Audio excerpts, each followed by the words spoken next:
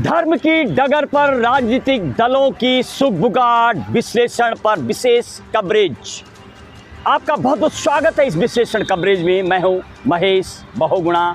जहां तक मैं राजनीतिक दलों की बात करूं तो भारत में टोटल 2658 पार्टियां 2023 तक भारत सरकार के इलेक्शन कमिश्नर के मुताबिक है, जिसमें 6 राष्ट्रीय पार्टी हैं और पूर्व में 8 नेशनल पार्टियां हुआ करती थी और 55 की लगभग रीजनल पार्टी है और टोटल 2658 और अनरिकॉग्नाइज जो पार्टियां हैं वो लगभग 2697 है।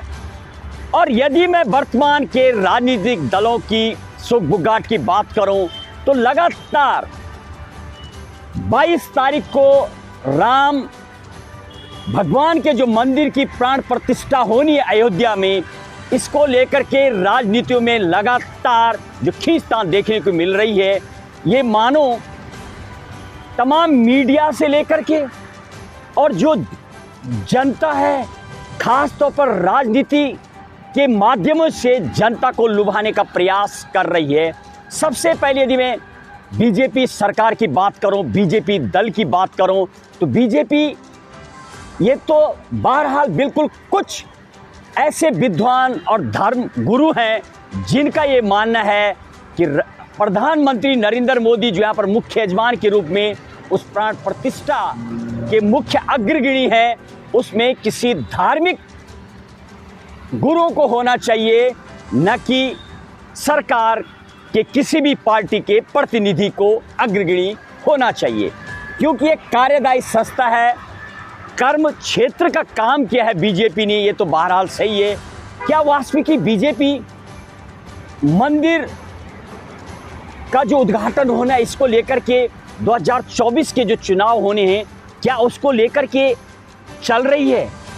जनता तो सब कुछ जानती है, तो कहीं ऐसा तो नहीं है कि बीजेपी कैश करना की वजह से बराबर इस मुद्दे को भुलाने का प्रयास कर रही है।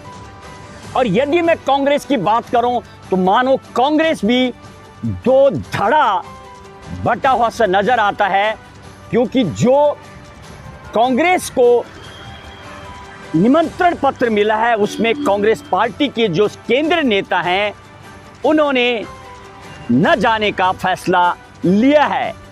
कहीं राजनीतिक नुकसान तो नहीं उठाना पड़ेगा कांग्रेस पार्टी को।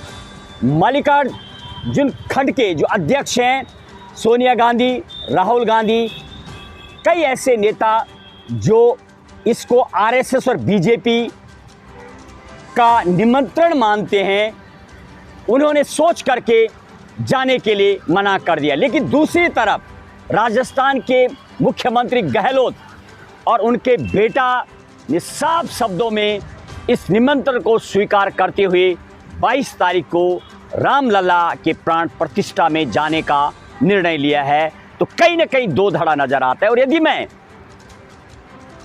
बीएसपी की बात कर लूं तो बहुजन समाज पार्टी मानो सुप्रीमो मायावती एकदम साइलेंट मुद्रा में नजर है।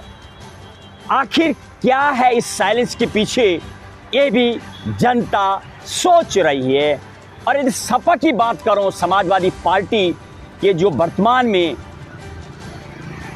अखिलेश यादव हैं, उन्होंने भी न जाने का जो मन बनाया है और मीडिया में आकर के जो बयान दिया है, इसके बाद ऐसा लग रहा है मानो कई गांव, ऐसे भी खबर है ग्राउंड रिपोर्टिंग पर हमारी टीम जब अयोध्या के नज़दीक रिपोर्ट कर रही है, कई गांव यादव लोगों के सपा नेता के ऐसे निमंत्रण को ठुकराने को लेकर के नाराज नजर आ रहे हैं। और यदि मैं आम आदमी पार्टी की बात करूं तो आम आदमी पार्टी भी बीएसपी की तरह कहीं ना कहीं एकदम साइलेंट नजर आती है, क्योंकि लगातार केजरीवाल आम आदमी पार्टी को लेकर के भी दिल्ली में राजनीतिक सरगर्मी बढ़ी हुई है। देखिए आज बहरहाल क्या वास्तविक बीजेपी इस मुद्दे को कितना भुना पाएगी, जनता ये सब कुछ जानती है और समय आने पर ही इसका वास्तविकी परिणाम देखने को मिलेगा।